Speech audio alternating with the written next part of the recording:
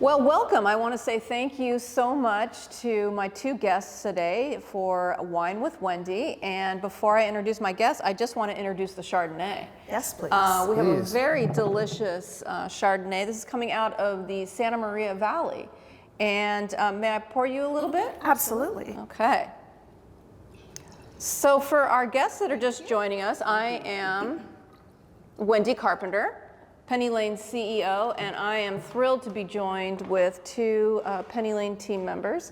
To my left here, I have Judy Grant, and Judy Grant is our Director of Inclusivity, but you know, to be real, I just call you the Director of Belonging, because it's really about the acceptance piece and whatnot. And then also we have with us today Cameron Glasgow, who is our Director of Marketing, but also a huge champion for the LGBTQ community, and has really been, since you've been here about 12 years, and since day one, you have really been out there, particularly with the youth, with LGBTQ. So I am super pleased that you guys are here to join me, and cheers to us. Cheers. And thank you for having us, Wendy. It's a pleasure to be here. Yeah, thank you very much.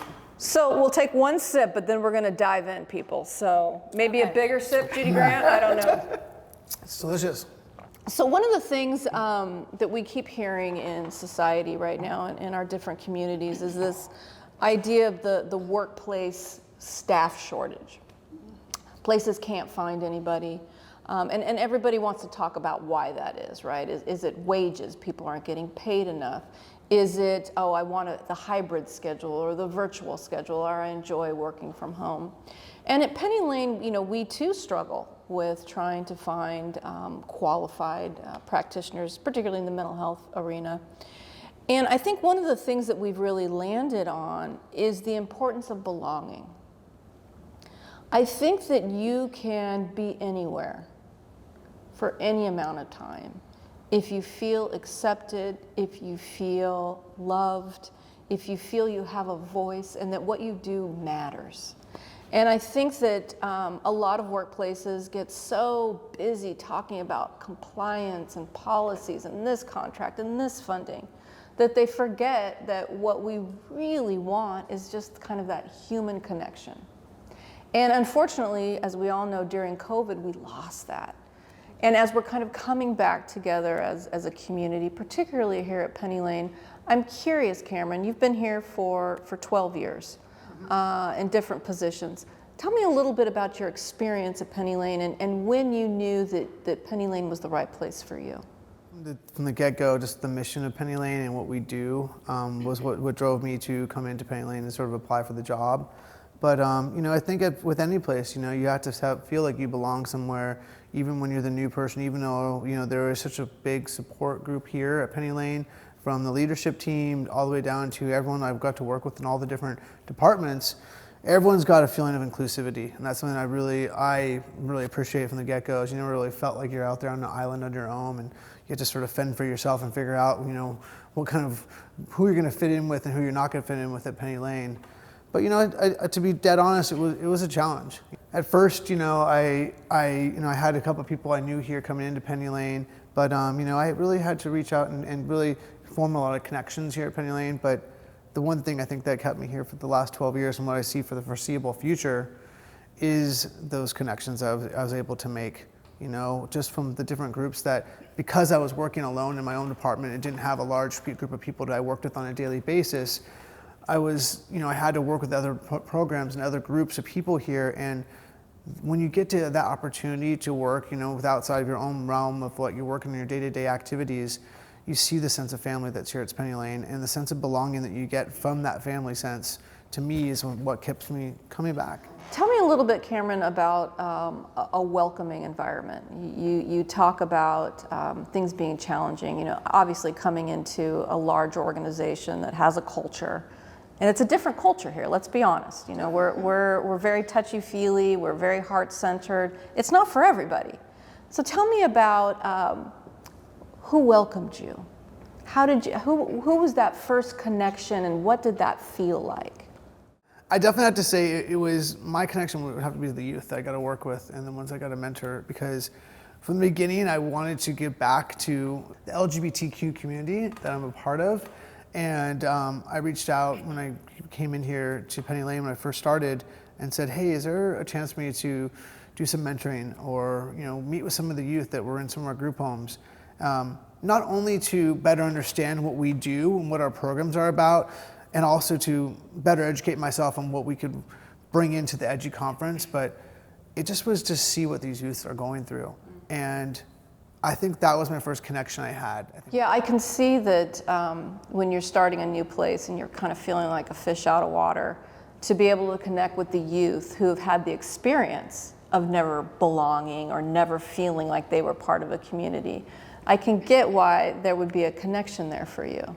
There was a sense of belonging that I always struggled with throughout my whole life. I think I never really felt like I fit into one particular group when I was younger. That sort of carried on into my, my teenage years, and then moved into college and whatnot there. And so coming into Penny Lane and knowing what some of the experiences that I brought to the table myself, and connecting with some of these youth and their sense of not belonging from just with their childhood or from maybe their foster care placement or whatever their situation was something that I immediately connected with right away. And how powerful for one of our youth to hear from an adult who is successful, who has graduated from college, who has a big time job, to say, I know what it feels like not to belong.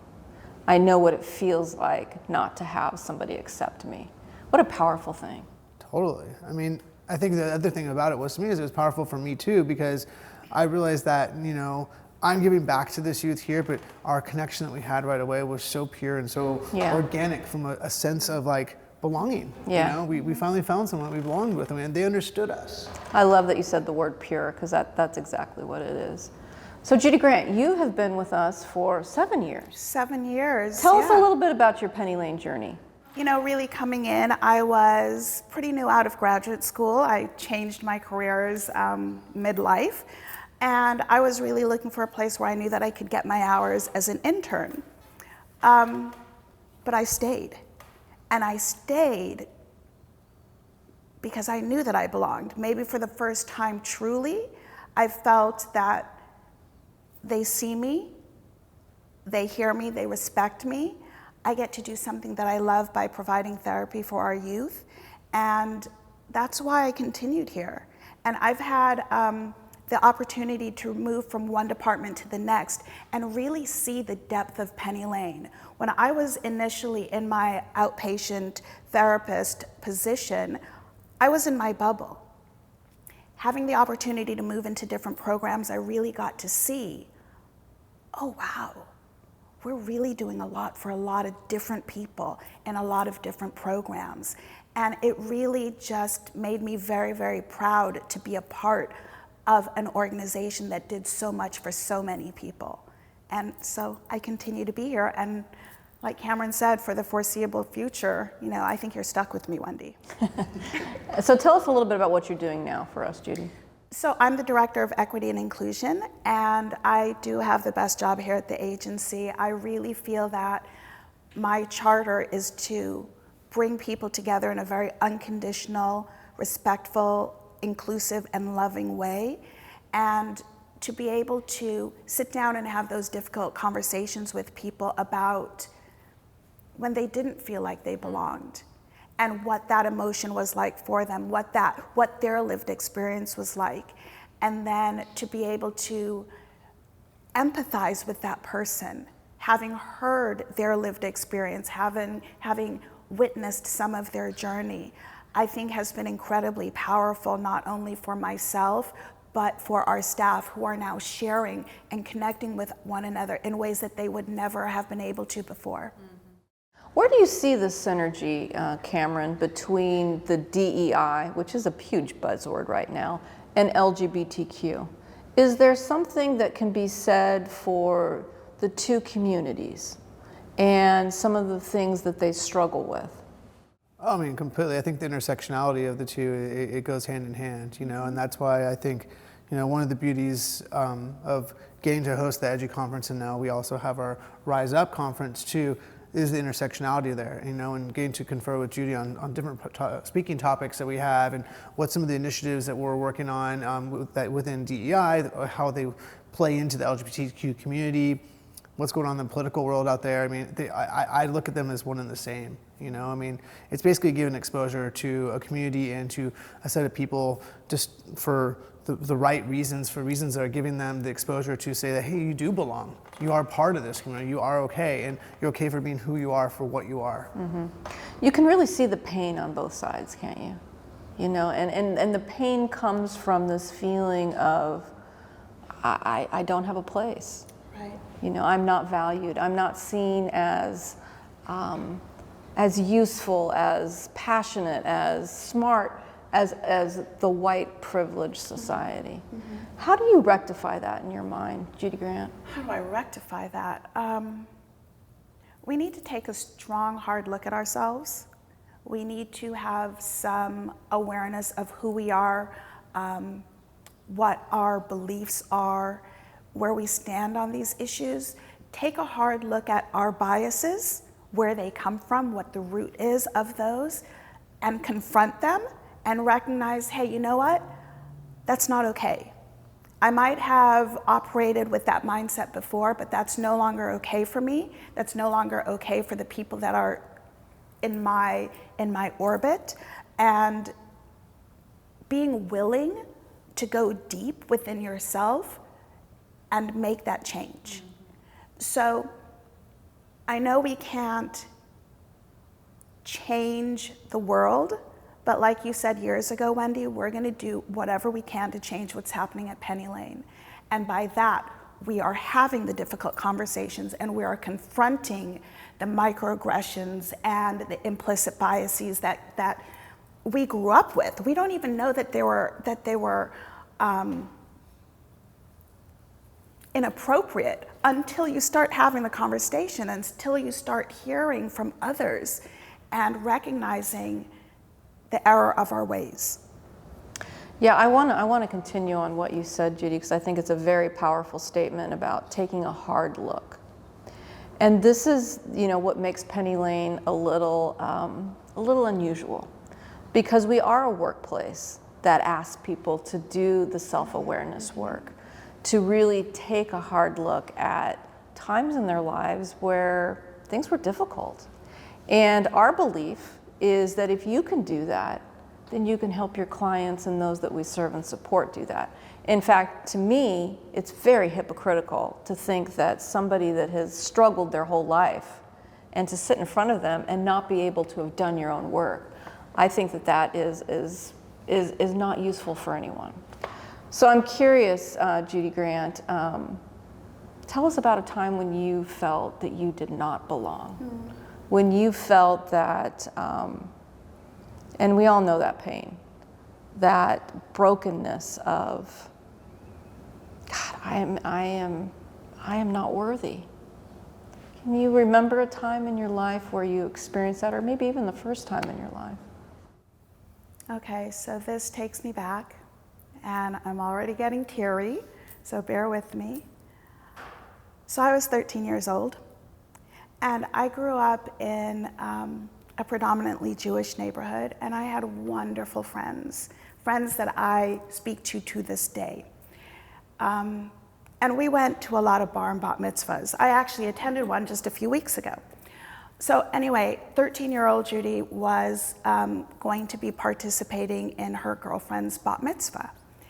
And the Go-Go's? Oh, yes. You know the Go-Go's? Oh, yes. Okay, so the Go-Go's were the big thing, and we wanted to do something really special for her bat mitzvah. So we said, let's tell everybody that the Go-Go's are coming to the bat mitzvah. So now you've got the whole grade, like, just eagerly anticipating attending this. And this is the 80s. This is the 80s. I mean, this is the hype of Yes, the Go-Go's. yes. This is girl power. This is Yeah, it doesn't get any better than the Go-Go's. Wow.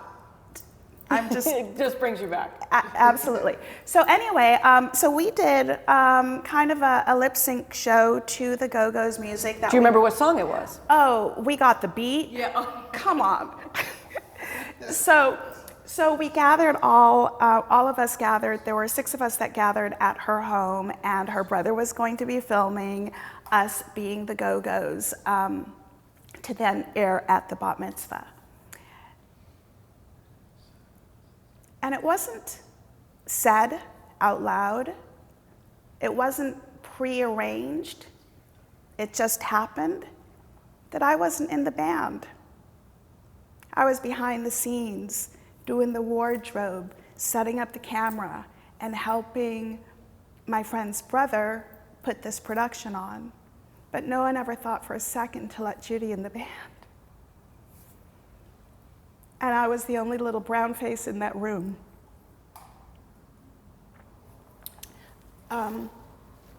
Now,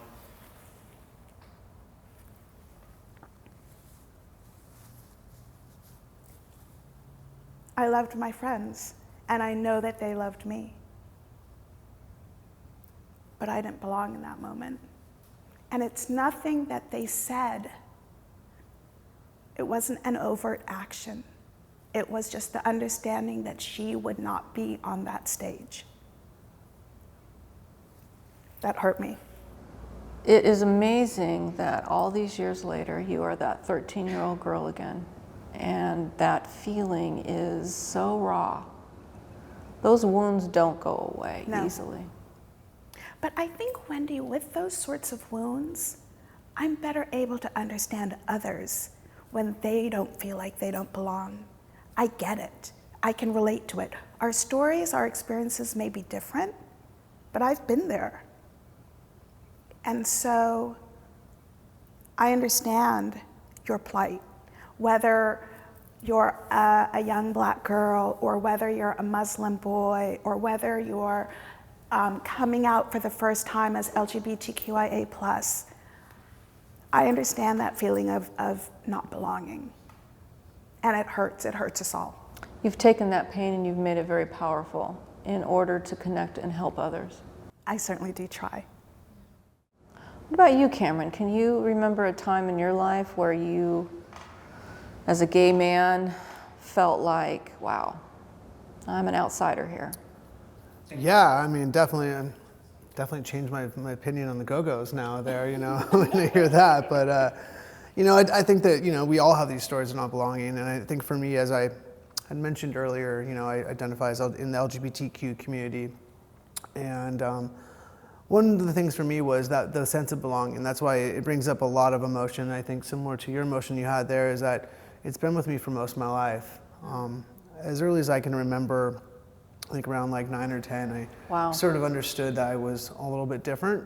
And to the society that I was raised in, it was this sort of, you wanted to fit in. And you were in Newport in Orange County. Orange County, Republican area down there, and so I felt like I wanted to really fit in. And I had that struggle, I think, throughout my youth when I was going through puberty and realizing that, I had attraction to, the same sex. And I think as that gravitated, I realized that unlike some of my peers in the LGBTQ community that can, that when it's very obvious that they are LGBT and they can't hide it, so they get bullied and whatnot.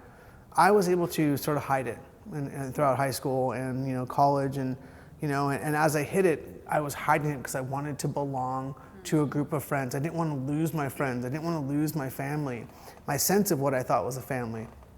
And I sort of went that direction where I went so far to the other side that, I would almost like talk disparagingly about the LGBTQ community, and make fun of them or something like that. And deep down that killed me. I knew I was like doing it to myself. I was shooting myself in the foot here.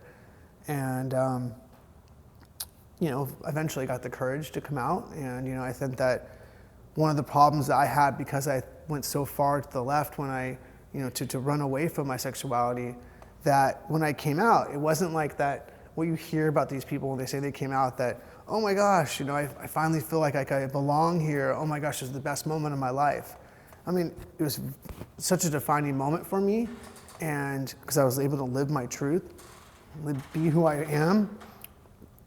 It also was something that didn't change as much as I thought it would, because when I was in the LGBT community, as I got older, I still didn't feel like I fit in. I wasn't into like Madonna and like all these things. The Go-Go's. The Go-Go's, you know. But like, I don't know if it was a sense of me, like, that I had trained myself to sort of not enjoy that, or It was like train you didn't myself. belong in either group. Exactly. Yeah. I was all over the place, and even in Penny Lane when I first came here, because I worked in a department of my own, I always saw these other dynamics that would go on in other programs, and staff had these, and I didn't have someone to go out to lunch with all the time, or things like that. So I was like, is this just me? Is it just, I'm never going to feel belonging, until I realized I had to really turn that into myself and understand what's that effort I'm putting out there. But I think as I get older, I realize the sense of belonging is having those people you can talk your truth to, and you can feel that you're not going to be judged by being yourself, expressing yourself. And that's, I think, a sense of belonging that I've learned to have. How old were you when you came out? Time sort of has lost some of those edges there, But like in my early 20s is when I came out. I was my 22, I think. So you had gone to college, you were at Berkeley, you were in the water polo, if I remember, and in a fraternity. A very straight man's kind of existence. Did you have a sense of belonging at Berkeley, in water polo, in a fraternity? Yes, I think that whenever you're a part of, you're gonna have a sense of belonging, but it wasn't that like sense of like, I'm all 100%, 110% in. It was like you're holding back something, because you were sort of adjusting yourself to what the mold was, or what you felt. Conforming, if you will. Basically, yes. Yeah. So I'm curious to hear your impressions about what Penny Lane has put into place in order to allow people to have these difficult conversations or to be authentic. How have we tried to do things differently at Penny Lane to create opportunities for people to be their true selves, and not only be their true selves, but to be accepted as who they truly are, right? Right. What do you think, Judy? I know. Day one of a new hire coming in, we have new hire orientation. I meet with them on day one. And it is a time within that orientation program where I talk about all the things that we have done to advance equity, all the while recognizing that we're not perfect, we're still learning as an agency, as individuals. But we talk about the different programs, policies that we've implemented within the agency. We talk about the work that we're doing with the community. And we open up the conversation. We open that door from day one to let people know that they can step through and talk about their experiences, their journeys. And I do this by sharing some of my experiences. And they're thinking, well, if she's saying it, if she's doing it, I guess it's okay here. And more often than not, people say, I have never had this experience at another agency. I didn't know people did this. You talk about this stuff? And there's a lot of seriously sort of questions, because the fact that they're coming into an agency that embraces it and creates the space for the difficult conversations is kind of unheard of. And it's not just our new staff that share this with me. I hear this from other agencies that I discuss these issues with, where they say, we're trying, but we're not quite as far as you at Penny Lane. And they're asking for input and suggestions. So I think by making that very, very first impression about inclusivity really helps to put people at ease. And I don't know where I heard it, but I've started saying it. We don't want you to fit in. We want you to belong. Because when you fit in, you're trying to assimilate to everybody else. Cameron's experience in college. Exactly. Yeah. Exactly. And you belong because you're fitting in, right? It's not because you're being yourself. Right. So we talk about, like, bring your whole self to work. that authentic self. We recognize that you have a personal life, you have this, that, and the other going on, and it's okay to show up as all of those people when you're in your job. Because if I'm asking you to ignore that other part of you, how am I then asking you to truly be authentic?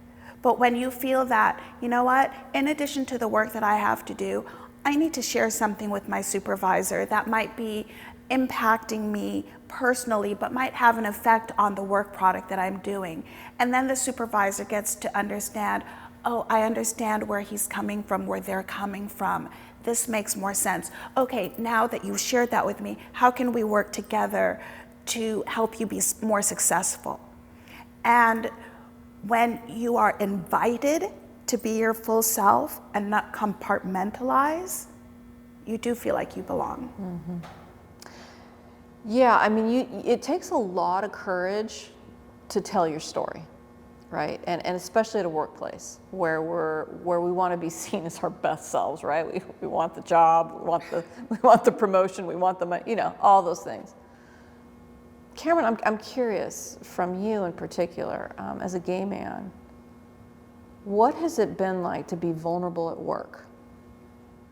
So it's like I spent so much time in my life putting up these armors that I think that in so many situations, it just becomes like, you know, secondhand nature just to sort of put those up. But over the sense of time at Penny Lane, I've learned to, you know, coexist without those up. And I think what that is that allows me to say that my story is just as valuable as everyone else's story here. And what that does is it's also a sense of storytelling. And that's something that I've spilled into the Edgy Conference, where we really find the most powerful change comes from when you tell stories and you talk about what your challenges were, and when other people see what you've gone through and you're sharing your struggles, they sort of say, oh my God, I had those similar struggles too. And that's where the true change happens. And that's the sense of like belonging I've always felt at Penny Lane here. And I want to take it even a step further, I feel, is that in the last, 3 or 4 years since you've implemented the gifts at Penny Lane, and that opportunity to give someone a gift of what they give back to everybody else empowers people in a way that they know that they're actually bringing something to the table every single time they walk into that room, walk into a meeting with a client, with a family, or with other coworkers.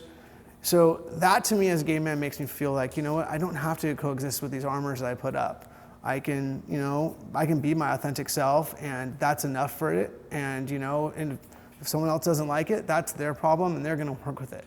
I'm okay here. Yeah, you bring up the core gift, and I'm so glad that you did, because this is a concept from Bruce Anderson, who you both know, who really saved my life. At a time when I felt that I didn't belong. I didn't feel I belonged in my life. I didn't feel like I belonged in Penny Lane, and it was because all of my old wounds for me, it was a 10-year-old girl. Of who just never really found her place or her footing.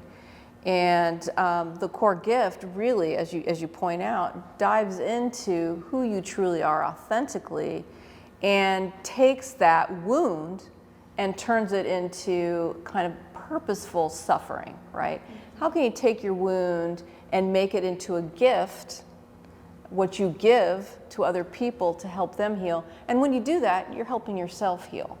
So I'm really glad that you brought that up, Cameron. It's such a powerful thing to be able to turn our non-belonging stories into being able to help each other. So I'm curious, having said that, tell me about a time when you felt like you truly belonged at Penny Lane, Judy Grant. So when I took this job, you said, oh, Judy, I expect there to be a conference about racial and social justice. Like, what the frickin' frack is Wendy asking me to do?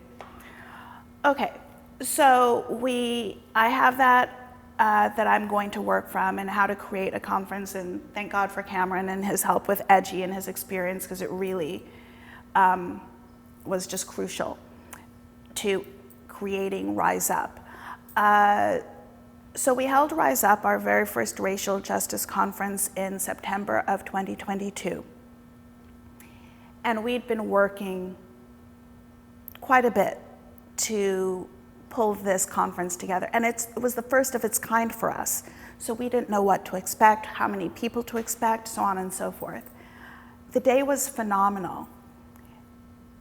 There was a moment where I got up and I was addressing the audience, and there are hundreds of people in front of me, and they're listening to my story.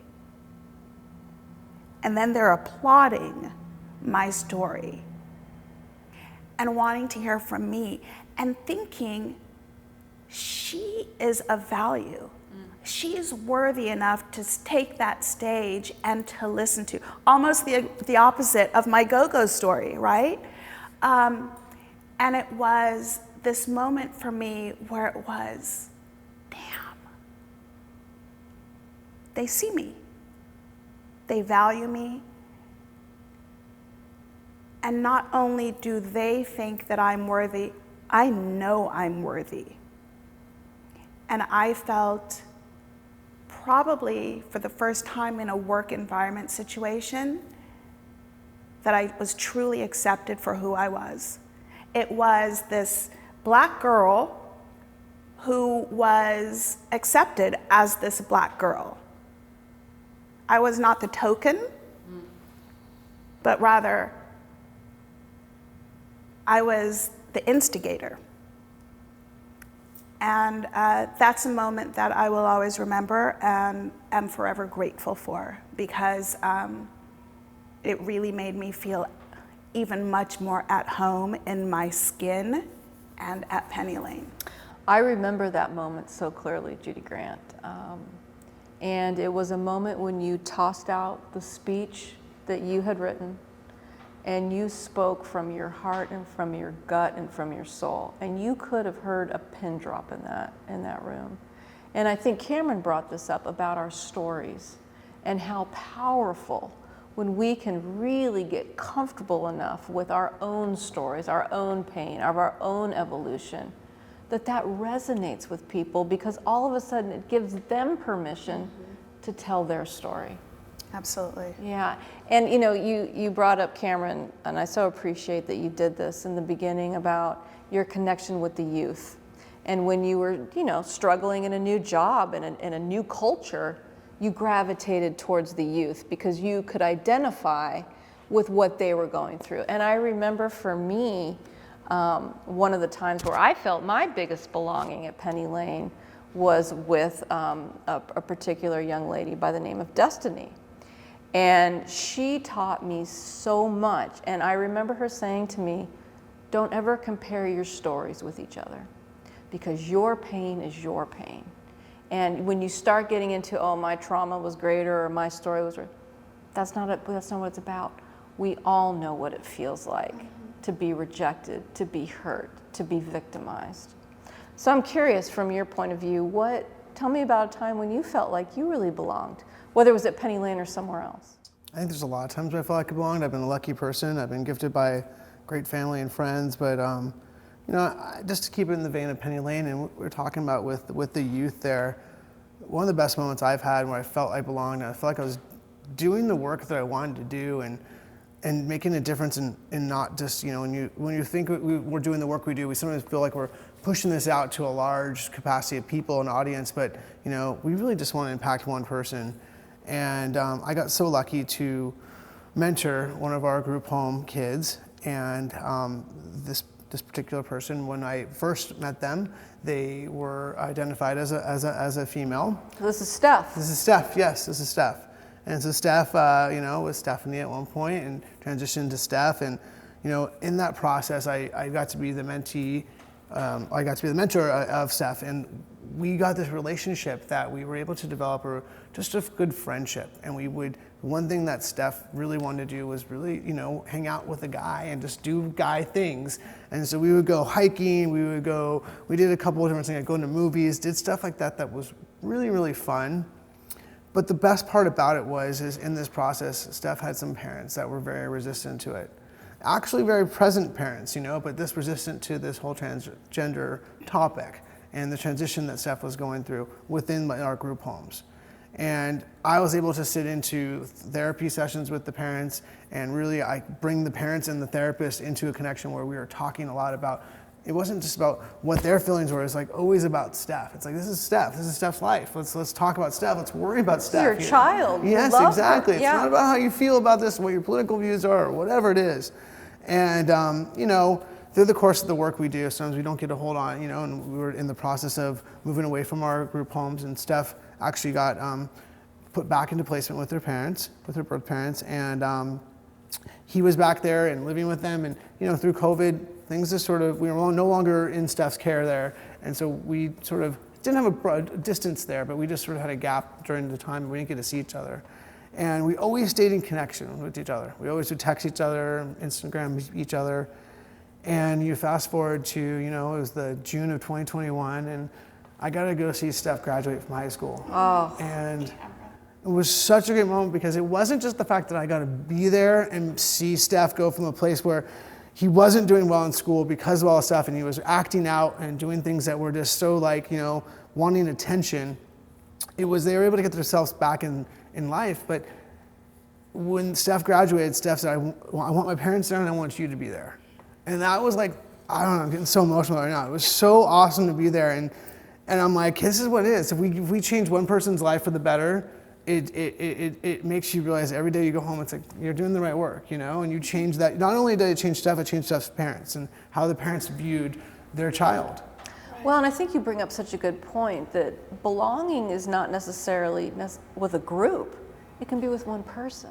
Steph was the one that was helping me out in that moment there, saying, hey, look, this is okay, you've done it. When I was in high school, I was one that was afraid and scared, and Steph was one who stood up for themselves and said, I am this who I am, and I'm going to lead with who I am, and never wavered from that, and here I was putting up all these armors when I was that age. And so to me, I was like, wow, I learned so much from Steph. But that moment, I felt like I belonged in that moment because it was a turning moment for me in my life, a turning moment for my relationship with someone who I saw go through some of the most difficult times of their lives and come out the other end looking great, and... there's something about the right people come into our lives at the right time. And I think you said it well. I mean, the people that we touch at Penny Lane save our lives way more than we save theirs.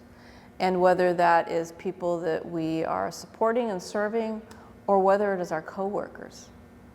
So Judy Grant, one coworker, one person that comes to your mind without even having to sit there and think that you have either touched or they have touched you and what they mean to you. The name Karen May comes to me immediately. Karen May is the regional director for the North Hills Outpatient Clinic. And I remember meeting Karen for my second interview. And I don't know what it was about her in that moment, but she felt safe. She felt welcoming, and she felt genuine, genuinely excited to have me. And then she offered me the job right then and there. And Which is against policy, for the record. But I was out of my mind excited. But the thing is, it was not an isolated moment with Karen May. Over the last 7 years, she's someone that I have worked for. She's someone that I have worked with. She's someone that I know that I can go to and talk to about anything that is going on. She's always very welcoming. I saw her this morning and she greets me with a smile. She greets me it's like she wants to see me, like she wants to talk to me. It feels very, very comfortable with her. And I feel incredibly lucky to know that I have her in my corner. I've never talked to her about, hey, Karen, are you in my corner? I just know that she is. And I know that she wants the best for me in this position. There was a time where I could have gone to work directly for her, and there was another opportunity that came up, and she was like, Judy, do the other one. Because she recognized that that would have been better for me, while also saying, I really want you in my program. No, but do this one. And you've got to respect that and appreciate that about someone, that they're not just looking out for themselves, but they are thinking about your best interest and wanting to see you succeed, even if it's not with them. She recognized you. Yeah, she did. That there is something so almost intimate about somebody that sees you, that sees Judy Grant. Yeah. Not just as a worker bee or, oh, she's good with this, but just sees who you genuinely are as a person. And you felt that from the moment you first met her in the interview. Yeah. And I really think that that is a good litmus test of a job. Mm-hmm. How do you do in that first interview with your manager? Do you connect with this person? Do they see you? Do they value you? Do they hear you? Right. I'm curious, Cameron, have you had a similar experience at Penny Lane? I've been lucky that, a friend of mine that is now my supervisor in Bernie LaFianza, he's one who sort of championed me to come here and start working for Penny Lane. And he's someone that's always been there, a confidant, someone that, our friendship that, when you go to work with anyone that you're friends with, that's always going to be a test on the friendship. But for us, it was something that's always been completely 100% foolproof. And it's actually increased our relationship. It's increased our ability to, help each other, I think, in certain ways. But that's the first person that jumps out there. I think it would, it would be a disservice to not mention him, because he's always been such a pillar of support for me. Who else? So it's got to be Judy Grant. Our friendship, when we first met, we both joined the Racial Justice Committee, and our friendship from the beginning just started off as just what a pure friendship, or a relationship, shall I say. It started off as a wonderful friendship.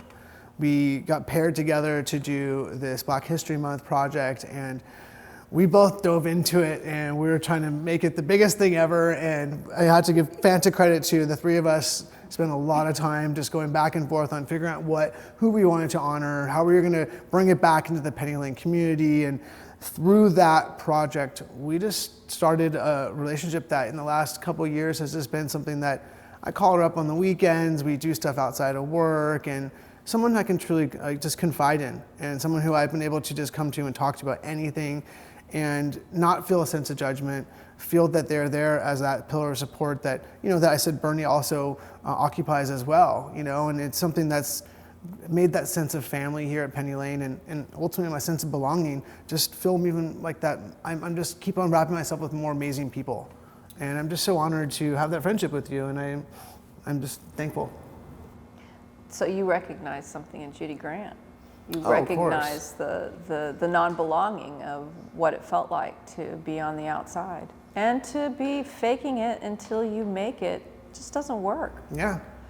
So, Judy, what do you want our audience to remember from this talk, from Wine with Wendy? If people walk away from this, what do you want them to remember? What's the most important thing? We see you. If you are a new staff person, if you've been here for 27 years, if you are a client, if you are a neighbor passing by, we see you. And we welcome you. It wasn't long ago that we had a day of service event where we gave various donations, bedding, diapers, toys, clothing, toiletries to our neighbors. And people would come by and say, what are you doing? Why are you doing this? Well, you're our neighbor, and we care about our neighbors.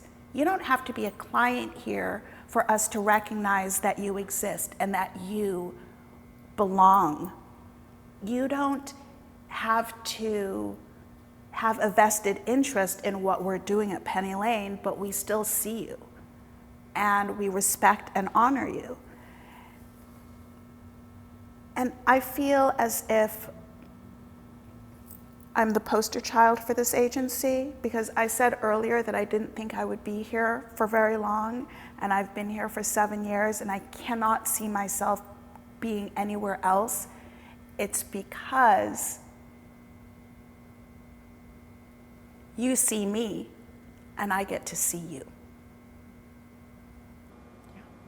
Same question to you, Cameron. What do you want people to remember? Wow. I mean, I just think everything we talked about today was so powerful. But your story matters. And don't be afraid to share your story. Because I think that we all have a story, and sometimes we're afraid to share it because we're afraid to get the responses back and what people are going to think, the judgment, what are they going to look at me differently now that we're coworkers? And to look at it and flip that idea that you have in there and say, you know what, like if you share your story, it's powerful. It's going to empower you, but it's not only going to empower you, it's going to empower the relationship you have with that person there. And it's going to build trust. When you share it, at that time, it's the most fearful moment, and it brings me back to when I came out. I was so afraid to come out because you're afraid of what's going to happen after. But it's just get that story out now, because you know what? It's the story and telling that story. It's the most difficult part. Everything else after that, it's downhill.